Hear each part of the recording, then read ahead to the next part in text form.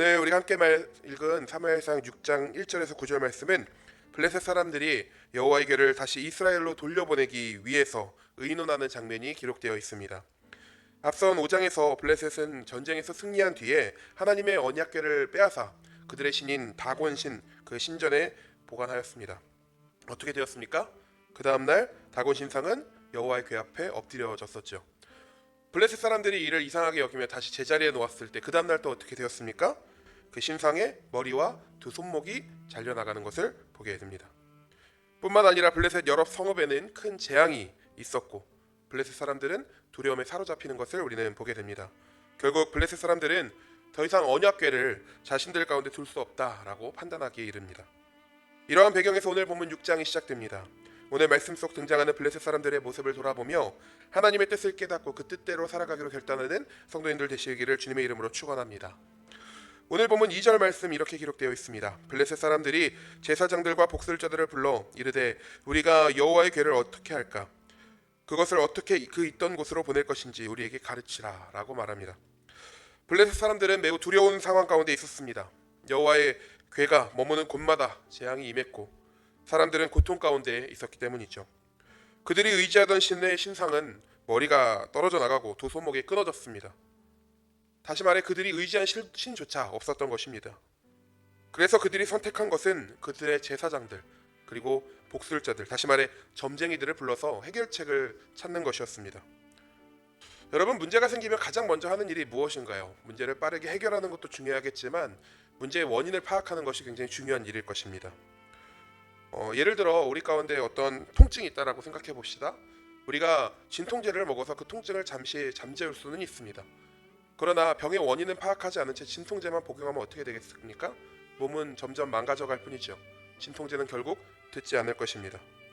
정확한 원인을 찾지 않고 치료하지 않으면 결국 우리는 더 상한 몸을 마주할 수밖에 없다는 것입니다. 지금 블레셋 사람들의 모습이 딱 그렇습니다. 그들은 자신들이 겪는 재앙의 원인을 언약궤 그리고 그 언약궤의 주인 되시는 하나님이라는 사실을 인지하고 있습니다. 그런데도 하나님 앞에 자신들을 낮추며 나아가기보다 제사장들과 점쟁이들을 불러 당장 벌어진 일만 해결하기 원했던 것이죠. 그들이 정말 하나님의 뜻을 알기 원했다면, 그 원인을 분명하게 파악하기 원했다면 어떻게 행동했어야 했을까요? 이스라엘에게 사람을 보내 우리가 언약궤를 돌려줄 터이니 너희들의 제사장 혹은 선지자를 우리에게 좀 보내달라.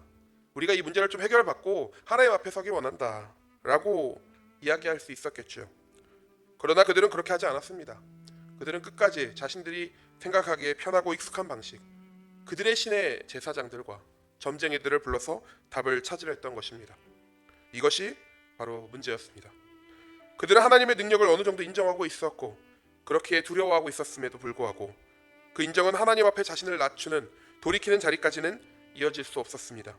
하나님을 인정하는 것과 하나님 앞에 돌아서는 것은 전혀 다른 문제이기 때문입니다. 어쩌면 이것이 하나님 없이 살아가는 자들의 당연한 모습이기도 합니다.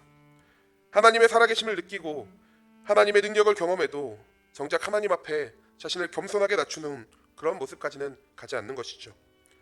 오늘 말씀에 등장하는 블레셋 사람들처럼 말입니다. 그런데 우리도 마찬가지 아닌지요? 살아가다 보면 하나님의 살아계심을 느끼는 순간들이 여러 있습니다. 기도 가운데 응답을 경험하기도 하고 설명할 수 없는 도우심을 경험할 때도 있습니다. 그런데 중요한 것은 그 경험 이유라는 것입니다. 하나님을 경험했다고 해서 반드시 삶이 변화되는 것은 아니라는 것이죠. 하나님을 인정한다고 해서 하나님 앞에 순종이 자연스럽게 일어나는 것도 아니라는 것입니다. 하나님을 인정하면서도 여전히 내 방식대로 살아갈 때가 얼마나 많이 있습니까? 하나님을 찾으면서도 하나님 내 모든 것을 구합니다 라고 고백하면서도 여전히 삶의 주인은 내가 차지하고 있는 모습 얼마나 많이 있습니까? 사랑하는 성도 여러분, 여러분들은 정말 하나님 앞에 삶을 돌이키셨습니까? 하나님을 믿는다고 말하면서도 여전히 내 삶의 기준과 내 뜻만 붙들고 살아가고 계시지는 않으신지요? 신앙은 단순히 하나님을 아는 데서 끝나는 것이 아닙니다. 참된 신앙은 하나님 앞에 나 자신을 낮추고 하나님의 뜻 앞에 삶의 방향을 돌이키는 것이기 때문입니다.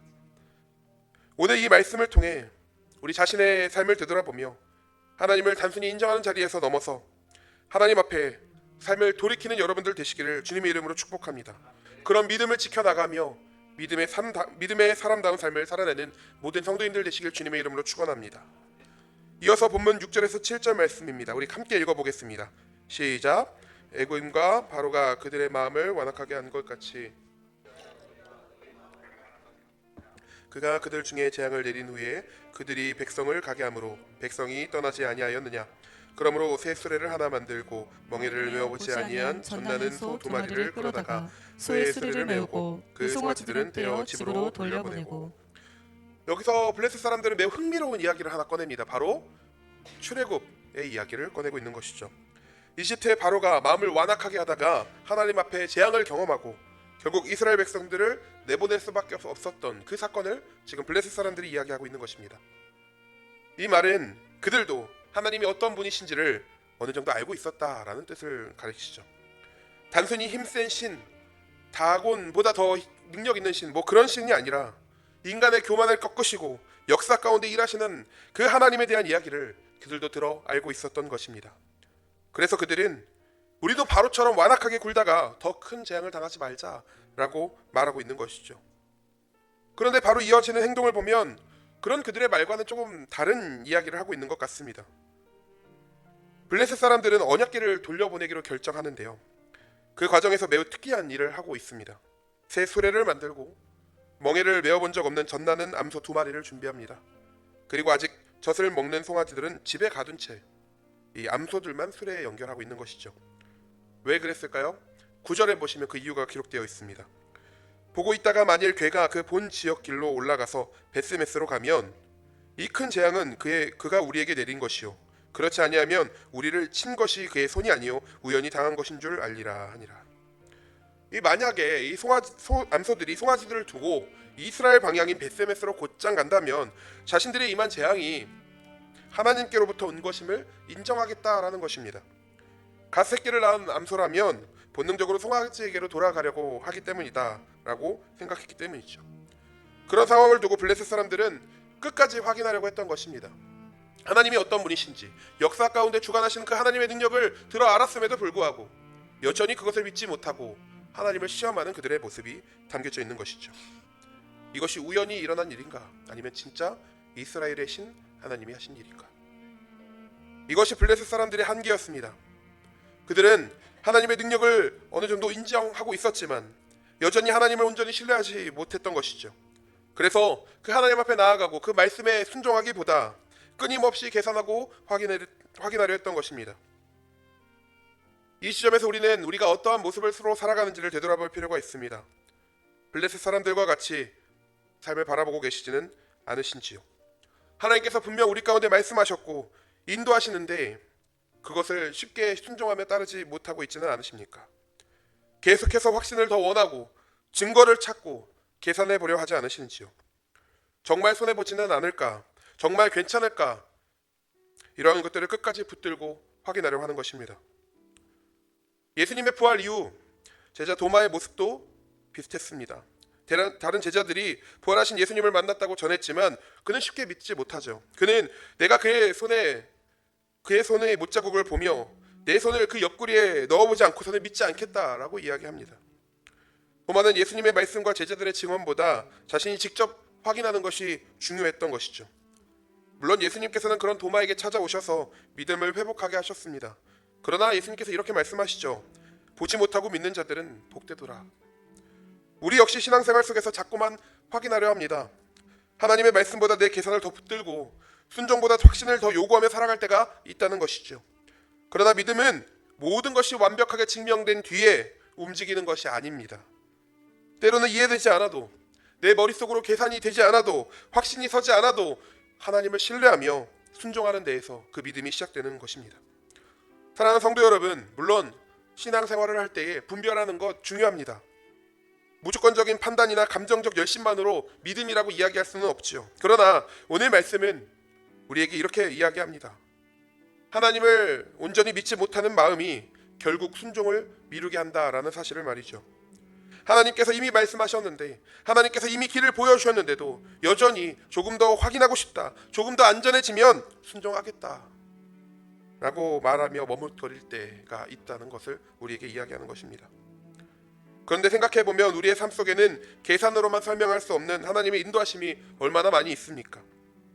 돌아보면 분명 하나님이 길을 여셨고 붙드셨고 인도하셨는데 정작 그 순간에는 두려움 때문에 쉽게 순종하지 못했던 경험들 우리 모두가 가지고 있습니다. 중요한 것은 하나님께서 우리의 계산과 확신이 완벽해질 때를 기다렸다가 일하시는 분이 아니라는 것입니다. 오히려 하나님께서는 믿음으로 순종하는 사람들을 통해 일하십니다. 그리고 그 순종의 자리에서 하나님의 뜻과 인도하심을 경험하게 하죠. 오늘 본문 속 암소들은 본능적으로 송아지에게 돌아가려 했을 것입니다. 그러나 하나님께서는 그 길을 돌이켜 벳세메스로 향하게 하시는 것을 봅니다. 결국 이 사건은 인간의 계산과 생각보다 더 크신 하나님의 주권을 보여주고 있는 것입니다. 때로는 이해되지 않는 자리 앞에 우리는 서게 됩니다. 왜 이런 길을 가야 하는지, 왜 지금 순종해야 하는지 다 알 수 없을 때도 있습니다. 그러나 믿음은 모든 것을 이해한 후 움직이는 것이 아니라 하나님의 선하신 분임을 그리고 하나님의 그 신실하심을 믿고 걸어가는 길입니다. 오늘 이 말씀을 통해 내 계산보다 확신보다 하나님을 더 신뢰하며 말씀 앞에 믿음으로 순종의 삶을 살아내는 모든 성도님들 되시길 주님의 이름으로 축원합니다. 함께